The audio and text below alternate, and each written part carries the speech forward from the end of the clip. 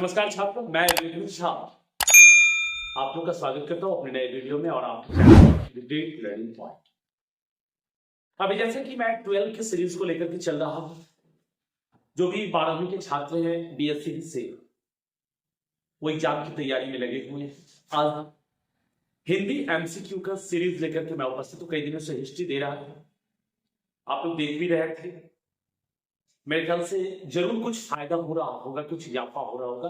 आज हिंदी के सीरीज को लेकर के मैं उपस्थित हूँ और कोशिश करता हूं कि हिंदी में 5-6 सीरीज दे देने का, जिससे 100 में 100 मार्क्स आप लोग अचीव कर सके। 50 ऑब्जेक्टिव का सेशन है, 50 में 50 आप लोग ले आइएगा अगर वीडियो को गौर से देखिएगा। चलिए मैं कोशिश करता हूँ, अब आपके सामने हूँ। बिना, चूंकि 50 क्वेश्चन है तो बिना समय जाए किए मैं क्वेश्चन पढ़ाता हूँ और अच्छा लगे तो रिक्वेस्ट है आपसे कि अपने दोस्तों को जरूर शेयर कीजिए, लाइक कीजिए, सब्सक्राइब कीजिए जो नए हैं चैनल पे। इससे ज्यादा मैं क्या कर सकता हूँ। आगे आइए, मैं क्वेश्चन लेता हूँ। यहाँ हमारा क्वेश्चन है, आप देख रहे होंगे, कपड़ा शब्द का पर्यायवाची होगा। तो कपड़ा शब्द का पर्यायवाची आपको पता है कि वसन होता है। वसन मतलब होता है, वस्त्र मतलब होता है, अंबर मतलब होता है, इन सब का अर्थ होता है कपड़ा। कई और दिए गए हैं। पद्म का अर्थ होता है कमल, उदक का अर्थ होता है जल, मृगांक का अर्थ होता है चंद्रमा। अब इन सब का, कमल का और भी बहुत सारे पर्यायवाची आप याद किए होंगे, जैसा कि सरोज, जलज। मैं कर रहा हूं उससे ज्यादा नहीं। जल का तोय, नील, पानी, ये सब आप जानते हैं। इसमें चार चलाइए। चंद्रमा का शशांक, शशि, राकेश। जाके पढ़ूंगा तो बहुत सारा हो जाएगा, मैं यहाँ कुछ ही पढ़ रहा हूं। तो यहाँ पर तो आपका क्वेश्चन था कपड़ा शब्द का पर्यायवाची होता है, उसका जवाब वसन हो गया। यानी पर्यायवाची का लिमिटेशन नहीं है, किसी के 5 होते, किसी के 6 होते, किसी के 7 होते। और पूछने का मतलब है कि कोई भी पर्यायवाची आपसे पूछ सकता है। ये एक मॉडल सेट की तरह लीजिए, आपको एक पर्यायवाची से 2-3 नंबर के क्वेश्चन रहेंगे। तो एक क्वेश्चन को मैंने हल किया है, एवं प्रकार से मैं पढ़ रहा हूँ। अगले क्वेश्चन को ग्रामर और बुक दोनों को इंक्लूडेड लेकर के मैं चला हूँ, जैसा कि आपके बोर्ड में पूछा जाता है। अगला क्वेश्चन मैं लेता हूँ, तो समाज शब्द स्त्रीलिंग है या पुल्लिंग। अब देखिए, स्त्रीलिंग और पुल्लिंग का जहां तक निर्णय लेने की बात है, बहुत सारे नियम विशेष है। आप पढ़े एक संस्कृत के नियम विशेष को मैं देख रहा हूं कि जिससे अकारण शब्द जो होगा, जिसके अंत में अकारण शब्द किसको कहते हैं, जिसके अंत में अ बचता है, हम उच्चारण करते हैं समाज। समाज जो के अंत में क्या है, और अक्सर ओ आने वाला तत्सम शब्द जो होगा उसको पुल्लिंग में रखिएगा। आकारांत जो होगा, जैसे लता हो गया, सॉरी, तो लता आकारांत शब्द है, आकारांत को स्त्रीलिंग में रखिएगा। ये एक नॉर्मल नियम है। और भी बहुत सारे नियम है, अपवाद है, जैसे दीर्घिकारांत शब्द अक्सर स्त्रीलिंग होते हैं, जैसे घी, दही, मोती, पानी, जी, ये अपवाद आ जाते हैं। धातुओं के नाम पुल्लिंग होते हैं, लेकिन चांदी स्त्रीलिंग हो जाता है। तो ये तो होता ही है, लेकिन एक मैं नियम विशेष आपको थोड़ा सा छोटा नियम बताने की कोशिश करता हूं कि अकारांत पुल्लिंग, आकारांत स्त्रीलिंग। स्त्रीलिंग में मतलब क्या, लेडी, डबल टेक्टर, डबल मात्रा, तो डबल मात्रा लेके चलिए। आकारांत स्त्रीलिंग, अकारांत पुल्लिंग, हर्षिकारांत पुल्लिंग, दीर्घिकारांत स्त्रीलिंग, ऐसा सोच के चलिए। तो अब अगर इस नियम के अनुसार से हम यहां देखते हैं, तो मेरा जो समाज शब्द है वो समाज अकारांत आता है, तो इसमें जाना चाहिए, पुल्लिंग में जाना चाहिए। हमारे ख्याल से समझे होंगे आप लोग। अगले क्वेश्चन की ओर हम चलते हैं। कमेंट भी किया कीजिए, कमेंट नहीं करते हैं बिल्कुल अच्छा नहीं लगता है। अगला एक मुहावरा है। मुहावरा का तो सीधा सटीक अर्थ होता है, थोड़ा सा पढ़ लीजिएगा मुहावरे को और भी, और मैं भी पढ़ाने की कोशिश करूंगा अगले सीरीज में। लगातार बहुत सारे इंपोर्टेंट मुहावरे से मैं आपकी मुलाकात करवाऊंगा। तो यह कहते हैं कि सबधन 22 पसेरी मुहावरे का अर्थ है। तो बहुत सस्ती होना नहीं होगा, 22 पसेरी अनाज होना बिल्कुल नहीं होगा, बहुत महंगा सोना नहीं होगा। अच्छा बुरा सबको एक समान समझना, सबधन वाइस का सभी को एक समान समझना। सबधन वाइस होने का मतलब क्या है? सभी को एक समान समझना। यहाँ पर मैं लगा दिया है अच्छा बुरा सबको एक समान समझना। ये बिल्कुल सही जवाब है। अगले क्वेश्चन पर हम चलते हैं। तो कहता है प्रतिदिन में कौन सा समास है?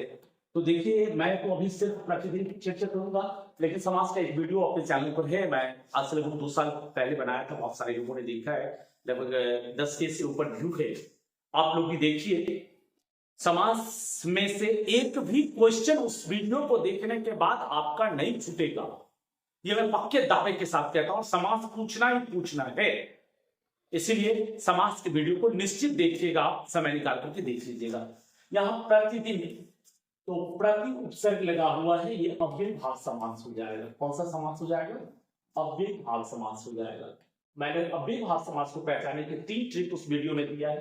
पहला, उपसर्ग या अव्यय लगा हुआ होगा। पहला पद छोटा हो सकता है, पहला पद छोटा हो सकता है। तो यहां देखिए प्रति और दिन, तो मैं चर्चा करूं प्रति और दिन।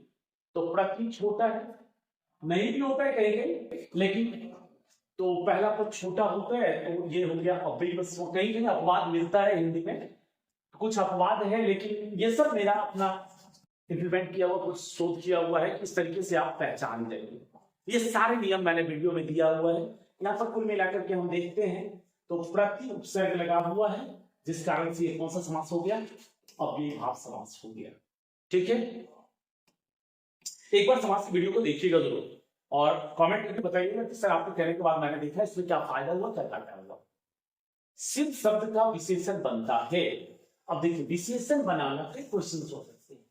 विशेषण बनाने में पहले स्वर में वृद्धि का आदेश होता है। पहले स्वर में किसका आदेश होता है? वृद्धि का। वृद्धि का मतलब हुआ कि हर्षी दीर्घी का हो जाता है अई। हर्षी दीर्घी का क्या हो जाता है? अई। औ का हो जाता है आ। औ का क्या हो जाता है? आ। तो यहां पर में सिद्ध हर्षी लगा हुआ है, हर्षी लगा हुआ है। हर्षी दीर्घी का आपको क्या बताए हैं? अई। अई की मात्रा कैसे लिखती है? ऐसे। अब इसमें आप गौर से देखिए किसमें लगा हुआ है? से। तो शिव शब्द का विशेषण क्या हो गया? से। ऐसे ही मान लीजिए इतिहास की हम चर्चा करते हैं। इतिहास, इसका विशेषण क्या बनेगा? तो पहले इसको लीजिए ऐतिहासिक। ऐतिहासिक, इतिहास का विशेषण क्या बन जाएगा? ऐतिहासिक। दिन, अब आप बताइए दिन का विशेषण क्या होगा? दैनिक। मास का मासिक। पक्ष का पाक्षिक। बहुत सारे शब्द मिलते जाएंगे, सब मिलते जाएंगे, तो पहले स्वर में चिन्ह का विशेषण बनेगा।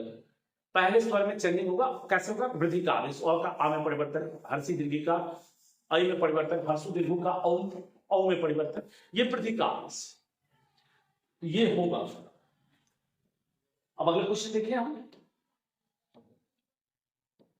शिवाजी के पुत्र का क्या नाम था? वो लाइन क्वेश्चन है, इसमें कुछ ज्यादा डिस्कस करने की हमको जरूरत नहीं है। आप अगर आप हिंदी में पढ़े होंगे तो भूषण लिखित कवित्व में शिवाजी के पुत्र की चर्चा की गई है। उनके पुत्र का नाम था साहू।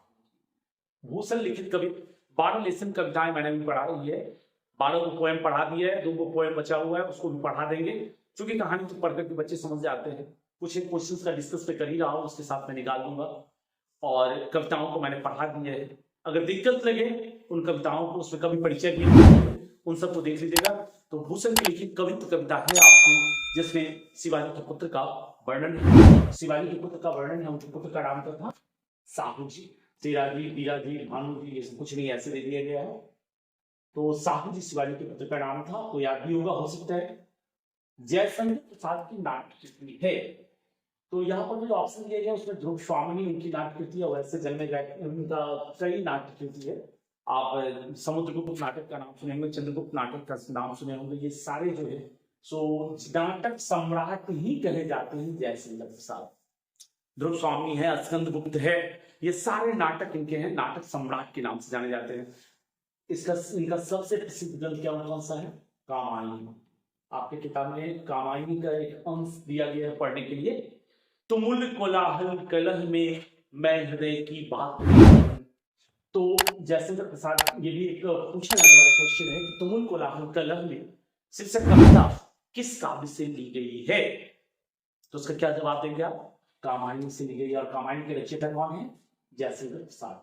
तो यहाँ पर जो है नाटक इनका ध्रुव स्वामी है, आषाढ़ के दिन लहरों के रागवंश।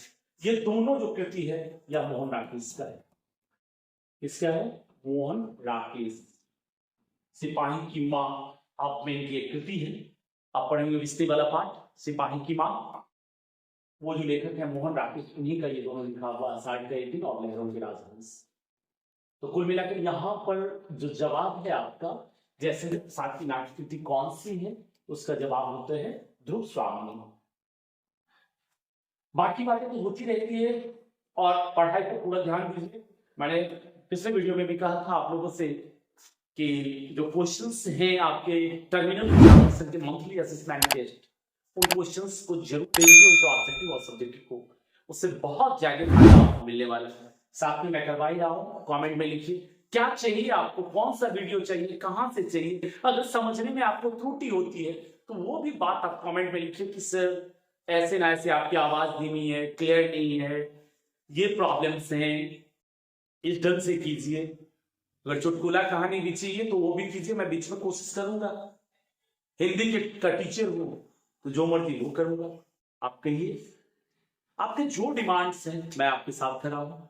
जिस तरीके से आप समझेंगे, व्याख्यान से समझेंगे, लेक्चर मेथड से समझेंगे, किससे समझेंगे आप? आगमन से, निर्गमन से, ह्यूरिस्टिक से, संश्लेषण से, विश्लेषण से। तो मैं कोशिश करूंगा आपको संतुष्ट करने का। देखिए, सुकून की तलाश इनकी कृति है। सुकून की तलाश शमशेर बहादुर सिंह की कृति है। इसमें मैं कुछ नहीं कह सकता, इसमें कोई डिस्कस नहीं। जाने गाँव का घर है, गालिब की कविताएं हैं, इकबाल की कोई कविता पढ़ने के लिए नहीं दिया गया है। तो ये कृति जो है सुकून की तलाश शमशेर बहादुर सिंह की। अगले विषय की ओर चलिए, थोड़ा सा सोचिए। अब यहाँ मैं हार जीत शीर्षक कविता में मशक वाला क्या कर रहा हूं। मैं आपको याद दिलाता हूं हार जीत कविता। आपको हार जीत एक गद्य कविता है। कौन सी कविता है? गद्य कविता है, गद्य कविता। इसके लेखक कौन है? कवि, सॉरी, इस गद्य का अशोक वाजपेयी, एक IAS ऑफिसर थे अशोक वाजपेयी। आप पढ़े हैं, याद होगा आपको। अशोक वाजपेयी की लिखी कौन सी कविता है आपकी? हार जीत। और कैसी कविता है? गद्य कविता। उसमें क्या होता है? एक मशक वाला बूढ़ा सड़कों को सींच रहा होता है और कह रहा होता है किसकी हार हुई, कौन जीता, किसे पता है कौन उत्सव मना रहा है। याद है आपको? तो यहाँ पर यही चीज पूछ रहा है आपको, हार जीत शीर्षक कविता में मशक वाला क्या कर रहा है? तो सड़क सींच रहा है, गीत गा रहा है, रोशनी कर रहा है, पानी भर रहा है, ये सब डेड ऑप्शन है। उसका आंसर क्या होगा? सड़क सींच रहा। अगर समझ रहे हैं क्वेश्चन को तो जरूर कमेंट कीजिएगा, कहिएगा। नहीं समझ रहे हैं वो भी कहिएगा, मजा नहीं आ रहा वो भी कहिएगा, सर वीडियो देखने में नीरस हुए जा रहे हैं। अब देखिए, नीरसता छोटी छोटी पॉइंट में चलता हूं तो नीरसता आनी ही है। फिर भी मैं लगातार लगा हूं आपके लिए। जब मैं ठोक ठेलता है तो पर्वत के भी जाते पाँव कर। मेहनत में मैं भी लगा हूं, आप भी लगे रहिए। कामयाबी तो हमें लानी है, एग्जाम सर पे। सुभद्रा कुमारी चौहान के पिता का नाम क्या था? सुभद्रा कुमारी चौहान की लिखी कविता है आपने पुत्र वियोग। कौन सी कविता लिखी हुई? पुत्र वियोग। पुत्र वियोग कविता में इनके पिता का चर्चा है। इनके पिता का नाम है ठाकुर रामनाथ सिंह। क्या नाम है? ठाकुर रामनाथ सिंह। मैं जवाब देता हूं, ये सब डेड ऑप्शन है, इसको देखिए। और दूसरा चीज ये याद रखिए, सुभद्रा कुमारी चौहान, सुभद्रा कुमारी चौहान के पिता का क्या नाम था? तो ठाकुर रामनाथ सिंह। और इनकी कौन सी कविता आपको पढ़ने के लिए दी गई है? तो पुत्र वियोग शीर्षक कविता आपको पढ़ने के लिए दी गई है। बहुत ज्यादा परीक्षा में इसलिए नहीं दे रहा कि याद नहीं कर पाइएगा। जो एक दो पॉइंट्स हैं उसको मैं धीरे धीरे अगले फिर सुभद्रा कुमारी चौहान आएंगे, फिर आएंगे, जैसे जैसे वीडियो बढ़ता जाएगा आते जाएंगे। हर वीडियो में एक दो रिलेटेड क्वेश्चंस हर किसी से होगा और पॉइंट पर मैं डिस्कस करूंगा तो आपको याद रहेगा। किस्तों में भाई एक बार ही सारा कुछ दे दिया जाए तो एक बार खर्चा कर लीजिएगा। अब किस्तों में चल रहा है, किस्तों में चलेंगे तो ज्यादा फायदा होगा। धीरे धीरे ऐसे चलेंगे। समय बहुत नहीं है, मैं भी समझ रहा हूं। लेकिन फिर भी जितना कर सकता हूं मैं करने की कोशिश करता हूं। अब आइए आगे, धन शब्द में कौन सा समास है? समास मैंने कहा एक बार वीडियो जरूर देखिएगा। वैसे मैं इसका विग्रह करता हूं तो धन से हीन, धन से हीन विग्रह करने पर कारक का चिन्ह अगर लग जाता है वो तत्पुरुष समास हो जाता है। कौन सा समास हो जाता है? तत्पुरुष। तत्पुरुष के पहचानने का सबसे सटीक नियम है कि इसको तोड़िए और बीच में अगर कारक का चिन्ह लगा हुआ मिल गया, कारक का चिन्ह तो आता है ना, कर्ता ने कर्म को कर्म से संप्रदान को के लिए आता होगा, कारक का भी वीडियो है, अगर नहीं आता हो देख लीजिएगा, उससे भी एक नंबर का क्वेश्चन रहेगा, गारंटी तौर पर रहेगा। तो धन ही कौन सा शब्द का समास है? तो तत्पुरुष समास हो गया। वैसे तत्पुरुष की परिभाषा होती है उत्तरदार्थ प्रधान तत्पुरुष। जिस समासिक पद का अंतिम खंड प्रधान होता है उसको हम तत्पुरुष समास कहते हैं। और पहचानने के लिए ट्रिक मैंने दिया कि अगर आप उसको तोड़ करके देखें और कारक का चिन्ह लगा मिल जाए तो वो तत्पुरुष समास हो जाते हैं। चलिए अगले यहां पे समझा, उपमा उपमान विशेष विशेषण लगा हुआ होगा तो कर्मधारय समास। जो अपना अर्थ छोड़ करके अन्य किसी विशेष अर्थ के लिए प्रसिद्ध हो गया होगा बहुव्रीहि, जिसमें सभी खंड प्रधान होंगे वो द्वंद्व। कर्मधारय में जैसे हो गया महात्मा, महान आत्मा, महात्मा बहुव्रीहि। वीणापान, वीणापान वीणा है जिनके हाथ में द्वंद्व, माता पिता।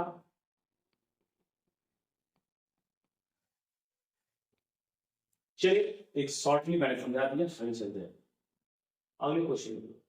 चतुराई में कौन सा प्रत्यय है?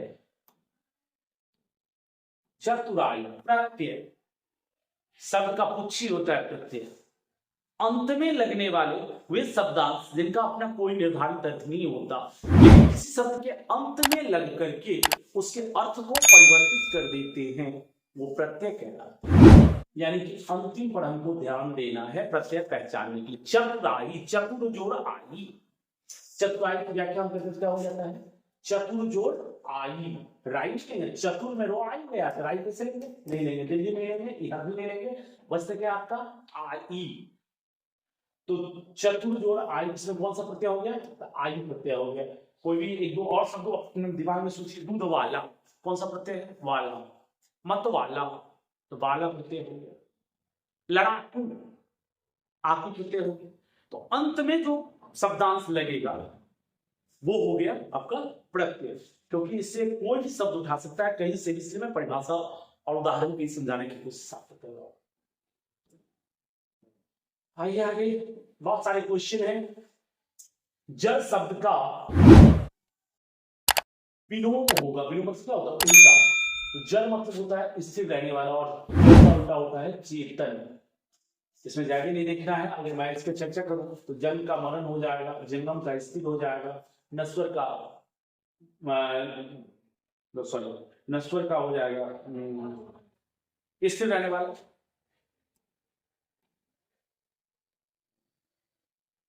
सॉरी नश्वर का शाश्वत हो जाएगा, भूल गया था मैं, कोई।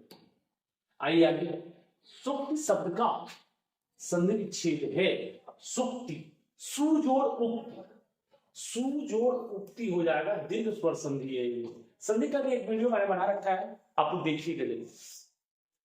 सुजोड़ उक्ति दीर्घ स्वर संधि है। संधि पढ़े नहीं पढ़े? बहुत जरूरी है आपके 12th के लिए, आगे कॉम्पिटिशन के लिए। एक दो नंबर तो पूछ ही लेता है, कहीं से चिपका देता है।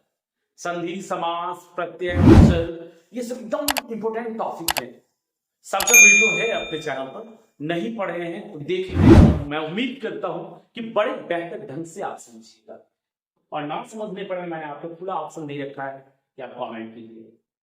आइए, अग्नि का पर्यायवाची है, अग्नि का पर्यायवाची होगा पावक। क्या होगा? पावक। क्वेश्चन देखते हैं, वाजी घोड़ा का होता है, इसका पर्यायवाची होता है घोड़ा का, है भी होता है घोड़ा का। व्योम मतलब होता है आकाश, व्योम का क्या होता है? आकाश। तो यहाँ पर पावक ही बचता है। अग्नि, अनल, दाहन, दहन, पावक, ये सब किसका पर्यायवाची है? आग का। कुशान, ये सब आग का पर्यायवाची होते हैं। तो यहाँ अग्नि का पर्यायवाची आपको ढूंढना था, पावक आपने ढूंढ लिया। अब आगे बढ़िए, बालकृष्ण भट्ट के पिता का नाम क्या था? तो बेनी प्रसाद भट्ट। बालकृष्ण भट्ट की पहला पाठ आपका बालकृष्ण भट्ट लिखा हुआ मिलता है, कौन सा? बातचीत। आप देखे होंगे, अपने किताब में पढ़े भी होंगे, पहला पाठ क्या आपका? बातचीत। बातचीत शीर्षक पाठ के लेखक कौन है? बालकृष्ण भट्ट। और बालकृष्ण भट्ट के पिता का नाम क्या था? बेनी प्रसाद भट्ट। चलिए, दमयंती स्वयंवर किस लेखक की रचना है? तो यहां पर में भगत सिंह का पत्र है, आपने मलेच्छ का हंसते हुए मेरा अकेलापन, चंद्र शर्मा गुले ने उसने कहा था, कालजयी रचना। एक कहानी के कारण ये विख्यात हो गई। ये भी क्वेश्चन कई बार पूछता है, कौन ऐसा लेखक है जो अपनी एक कहानी के कारण विख्यात हो गया? वो चंद्र शर्मा गुले जी, उसने कहा था। इस पर सिनेमा भी बन चुका है, आपकी किताब में जिक्र है। तो दमयंती स्वयंवर, अभी तो फिलहाल मेरा क्वेश्चन ये है कि इसके लेखक हैं बालकृष्ण भट्ट। नव दमयंती दो कैरेक्टर हैं हमारे पुराणों के, जिनका विवाह होता है, काफी क्रिटिकल स्टोरी है, उस पर इन्होंने एक नाटक सा लिखा है, दमयंती स्वयंवर। ये किसकी कृति है? बालकृष्ण भट्ट की कृति है, याद रखिएगा। दमयंती स्वयंवर किसकी कृति है? बालकृष्ण भट्ट की। अब चलिए, उसने कहा था कहानी है, अभी अभी मैंने उसने कहा था कि चर्चा की चंद्र शर्मा कालजयी रचना कौन सी है? उसने कहा था। अब ये कहता है युद्ध की कहानी है, जरूर दिव्य प्रेम की कहानी, एकदम सही है। सुबेदारानी के कहने पर अपना जान गंवाकर भी उसके पति और बेटे की रक्षा करती। लाहनत सिंह, प्रेम के बलिदान होने की कहानी, एकदम सही, ये भी है। तो इसमें क्या हो जाएगा जवाब? मेरे ख्याल से आप लोग सभी को पता होगा, इनमें से सभी। आइए अगले क्वेश्चन की। निम्न में से कौन सी रचना गुलेरी जी की नहीं है? तो गुलेरी जी की तीन तो रचनाएं, सुखमय बुद्धू का कांटा, उसने कहा था एकदम याद। हारे को हरे राम नहीं है, क्योंकि ये रामधारी सिंह दिनकर की रचना है। ये किनकी रचना है? रामधारी सिंह दिनकर जी की रचना है, जिनका आप में पढ़ने के लिए दिया गया है अर्धनारीश्वर। रामधारी सिंह दिनकर की कौन सी रचना आपको पढ़ने के लिए दी गई है? अर्धनारीश्वर। तो ये जो आपका है, हारे को हरे नाम, परशुराम की प्रतीक्षा, फुलछत्र सामने, रश्मि रखी, ये सारी कृतियां किनकी है? रामधारी सिंह दिनकर की। उर्वशी के लिए संस्कृति के 4 अध्याय से इनको साहित्य अकादमी मिला था, और उसके लिए ज्ञानपीठ मिला था, याद रखिएगा। रामधारी सिंह दिनकर को संस्कृति के 4 अध्याय के लिए क्या मिला था? संस्कृति के 4 अध्याय के लिए बोल क्या मिला था, बताइए, कमेंट कीजिए। ज्ञानपीठ मिला था उर्वशी के लिए, और संस्कृति के 4 अध्याय के लिए क्या मिला एज योर टास्क। अगले क्वेश्चन चलते हैं हम।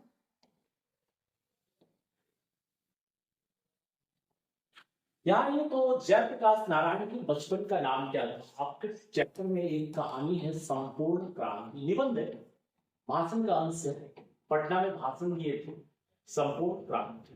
ये किनकी रचना है? इनका भाषण जयप्रकाश नारायण। उसी में उनके बचपन के नाम का चरित्र है, क्या नाम उनका? पाउल। उनको बचपन में प्रेम से क्या कहा जाता था? सब क्या कहते थे? पाउल के। तो जयप्रकाश नारायण का क्या नाम था बचपन का? पाउल।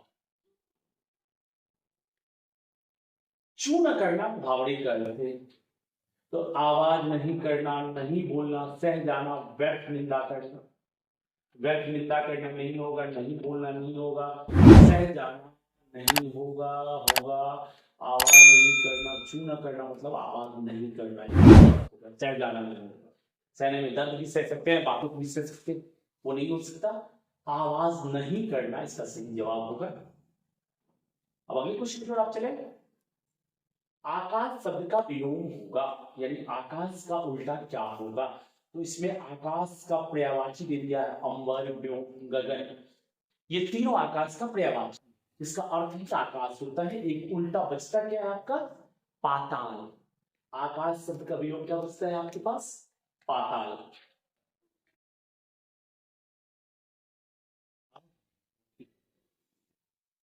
कौन आता है में कौन सा सर्वनाम है? कौन आता है क्या निश्चित है? नहीं निश्चित है, ये अनिश्चयवाचक सर्वनाम हो गया। नहीं, कोई आता है तब अनिश्चयवाचक सर्वनाम होगा। सॉरी, यहाँ प्रश्नवाचक सर्वनाम होगा क्योंकि पूछा जा रहा है कौन प्रश्नवाचक सर्वनाम। अगले क्वेश्चन की ओर, सुबह शब्द में कौन सा है?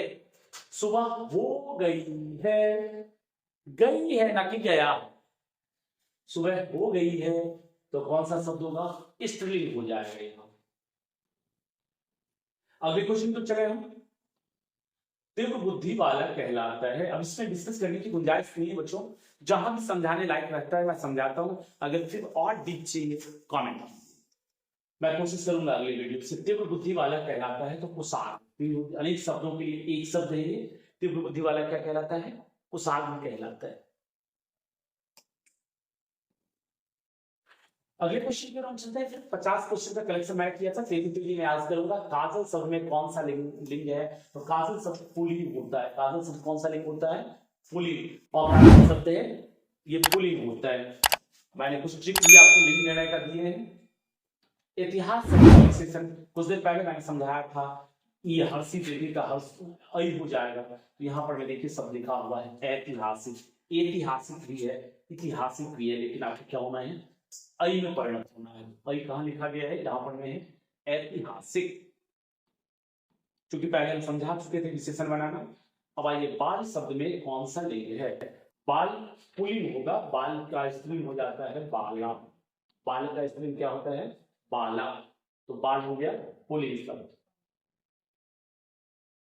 देखिए, हिमालय शब्द का संधि विच्छेद सबको आता होगा। ये क्वेश्चन मैं छोड़ता हूं, वैसे बता ही देता हूं। हिंदुरालय होता है, ये बोलना ना बोलना कुछ फर्क ना पड़ता है, सबको आता होगा। लोक शब्द का विशेषण, अब यहां बताइए, ये तभी मैंने कहा था लोक शब्द का विशेषण क्या होना चाहिए? लौकिक। ओ का औ हो जाता है। ओ का किसमें चेंज होता है? औ में। ये क्या नाम हम भूल गया था, ए का औ में चेंज हो जाता है। यहाँ लोक है तो औ लग गया लौकिक। लोक शब्द का क्या बन गया? लौकिक। अगले क्वेश्चन की ओर देखिए। अशोक वाजपेयी का जन्म हुआ था। Very good question. Ashok Vajpayee, हार जीत कविता, मशक वाला बूढ़ा क्या कर रहा था, पहले क्वेश्चन मिल चुका है हम लोगों को। अब यह इनका जन्म पूछा जाता है तो आपके लिए मैं बता दूं 16 अगस्त, सीधे तौर पर बता दूं 16 अगस्त 1941 ईस्वी को अशोक वाजपेयी का जन्म हुआ। तो यहाँ पर 40 है, 42 है, 44 है, यानी इसका आंसर क्या हो जाएगा? 41 इंच। अशोक वाजपेयी का जन्म कब हुआ है? 1941 में। कब? 16 अगस्त 1941 को। ठीक, आजादी की एक दिन बाद, याद रखिएगा। अगले क्वेश्चन की ओर आइएगा। कवि ने कहा क्या? कवि ने कहा कविता संग्रह। क्या है? कवि ने कहा क्या है? कविता संग्रह। अगले क्वेश्चन पर हम चलते हैं। विनोद कुमार शुक्ल का निवास स्थान कहाँ है? प्यारे नन्हे बेटे को, आप में एक कविता है, किनकी लिखी हुई है? विनोद कुमार शुक्ल की।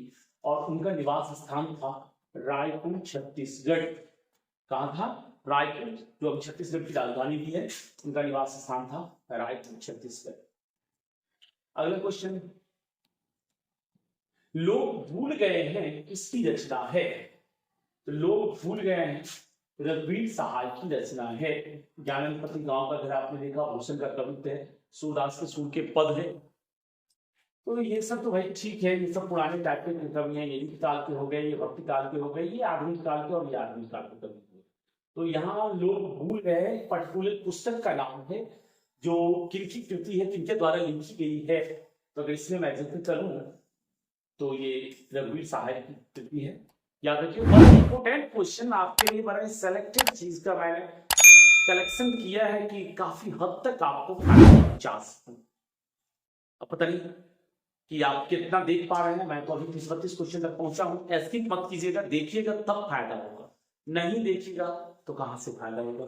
चलिए अगले क्वेश्चन की ओर हम चलते हैं। 50 क्वेश्चन तक चलना है, थोड़ा तेजी में चलना होगा। अधिनायक शीर्षक कविता किस पुस्तक से ली गई है? अधिनायक रघुवीर सहाय की कविता है। किनकी लिखी हुई? रघुवीर सहाय की लिखी हुई कविता है, रघुवीर सहाय। और ये ली कहां से गई है? आत्महत्या के विरुद्ध से। कहां से ली गई है? आत्महत्या के विरुद्ध से। अधिनायक शीर्षक कविता किस पुस्तक से ली गई है? आत्महत्या के विरुद्ध से ली गई है। अगला क्वेश्चन, अतिरिक्त में उपसर्ग है। तो जैसे प्रत्यय अंतिम शब्द था वैसे ही उपसर्ग प्रारंभ में लगने वाला है। उपसर्ग वे शब्दांश हैं कि शब्द के पहले लग करके उसके अर्थ को परिवर्तित कर देते हैं। उपसर्ग कहाँ लगता है? शब्द के पहले लगता है और इसमें अतिरिक्त में अति उपसर्ग। कौन सा उपसर्ग है? अति। आपको आता भी होगा, ऐसा नहीं है कि नहीं। उपसर्ग प्रत्यय नॉर्मल चीज है और हर क्लास में पढ़ते हैं। गंगा शब्द का पर्यायवाची है। इस पर्यायवाची आ गया तो गंगा का होता है देव नदी, सुरसरी, भागीरथी। अब यहाँ पर चलिए सुर नदी है, ये गंगा का पर्यायवाची हो गया। नरेश का मतलब होता है राजा, जमुना, काली की मतलब यमुना, सुरसरी होता ही है, जमुना मतलब जमुना ही हो गया। और बांग्लादेश में जाकर गंगा को जमुना कहा भी जाता है, लेकिन जमुना नहीं होगा, कहीं मिला नहीं आज तक। सुर नदी ही होगा, सुरसरी या सुर नदी गंगा को पर्यायवाची होता है। जहां नदी त्रिपटरा सब गंगा के पर्यायवाची है, बहुत सारे पर्यायवाची गंगा के। दांत गिनना, मुहावरे उम्र का पता लगाना, दांत की गिनती करना, चकित होना, लज्जित होना, आप देख के समझ सकते हैं, इसलिए ज्यादा टाइम मुश्किल। अगले क्वेश्चन की तरफ हम चले। विकास शब्द में उपसर्ग है। उपसर्ग की चर्चा मैंने कुछ पहले भी किया है। वी विकास, इसमें कौन सा उपसर्ग हो गया? वी उपसर्ग हो गया। आगे अगले क्वेश्चन की बात चले। रामानुज में कौन सा समास है? अब इसको तोड़िए भाई, छात्रों इसे तोड़िए। रामानुज, राम का अनुज, राम जोड़ अनुज, तो जोड़ नहीं करना है हमको, कारक का चिन्ह लगाना है बीच में। तो राम का अनुज रामानुज, तो कारक का चिन्ह लग गया तो कौन सा समास हो गया? कुछ देर पहले मैंने कहा था तत्पुरुष समास हो गया। कौन सा समास हो गया? तत्पुरुष। और आगे शब्द का पर्यायवाची है। नाद मतलब भी शब्द, नाद मतलब भी शब्द, ध्वनि मतलब भी शब्द, अर्थात उनमें से शब्द। चाय शब्द में कौन सा लेंगे? चाय पी गई या चाय पिया गया? चाय पीती है, चाय पी जाती है, तो निश्चित है कि ये स्त्रीलिंग हो जाएगा। चाय शब्द कौन सा लिंग होगा? स्त्रीलिंग। आगे पुरस्कार शब्द का विलोम है। विलोम मतलब कई बार मैं कह चुका हूं उल्टा होता है। क्या होता है? पुरस्कार शब्द का विलोम है। पुरस्कार का विलोम होता है दंड।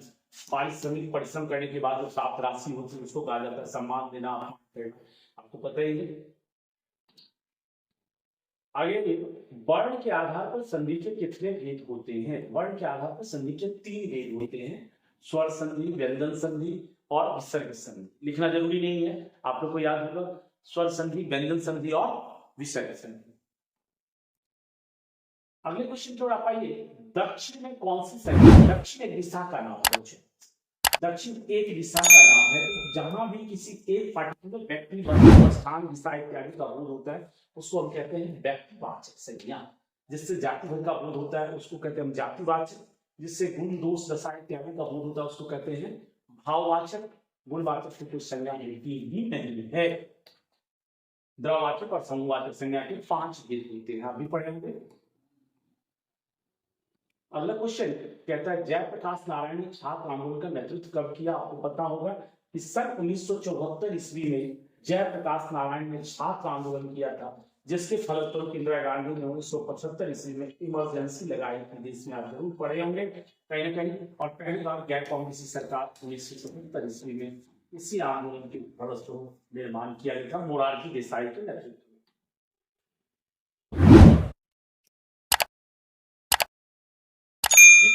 को निम्न में से कौन सा पुरस्कार दिया गया? निम्न में से है पद्म विभूषण होगा। कौन सा पुरस्कार दिया गया है? पद्म विभूषण। वैसे उनको साहित्य अकादमी भी मिला है, संस्कृति के 4 अध्याय के लिए तो मैंने टास्क छोड़ा था, आपको फिर से बता दिया मैंने। और उसके बाद उर्वशी के लिए ज्ञानपीठ भी मिला है और भी बहुत सारे पुरस्कार उनको प्राप्त हुए। अगले क्वेश्चन पर चलिए आप।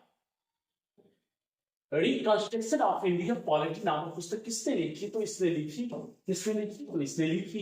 ये कौन? जयप्रकाश नारायण। इनको किस नाम से जाना जाता है? तो लोकनायक।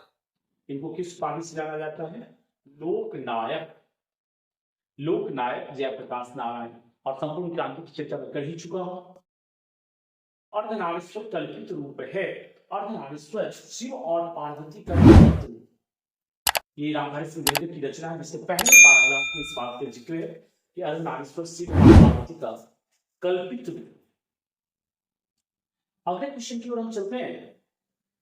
अज्ञे के पिता का नाम, लास्ट क्वेश्चन। तो एक ट्रिक याद रखिए, साहिबा, साहिबा, सच्चिदानंद, सच्चिदानंद ये अज्ञे का नाम था। बाप का नाम था हीरानंद, पिता का नाम था सॉरी हीरानंद, सच्चिदानंद, हीरानंद। वात्सायन उनका गोत्र था, वात्सायन। अज्ञे इनका पूरा नाम क्या था? इनका हीरानंद, सच्चिदानंद, हीरानंद, वात्सायन, अज्ञे। तो ये इनका अपना नाम था और ही से हीरानंद बाप का नाम था। तो यहाँ पर में अज्ञे के पिता का नाम क्या होगा? सॉरी, अज्ञे के पिता का नाम क्या होगा? डॉक्टर हीरानंद शास्त्री, जो प्रख्यात पुरातत्ववेत्ता थे। अज्ञे के पिता का नाम क्या था? डॉक्टर हीरानंद शास्त्री। इनका तार सप्तक बड़ा ही फेमस है, आप याद रखिएगा कि तार सप्तक का संपादन किसने किया था? तो अज्ञे का पूरा नाम क्या था? तो साहिबा। अगर पूरा नाम याद नहीं रखता तो साहिबा याद रखिएगा। सा सच्चिदानंद, ही से हीरानंद, वा से वात्सायन, अज्ञे। ये आज मैं आपके 50 क्वेश्चन इस वीडियो में लेकर के आया हूं। फिर कल मिलता हूं अगले वीडियो के साथ। धन्यवाद।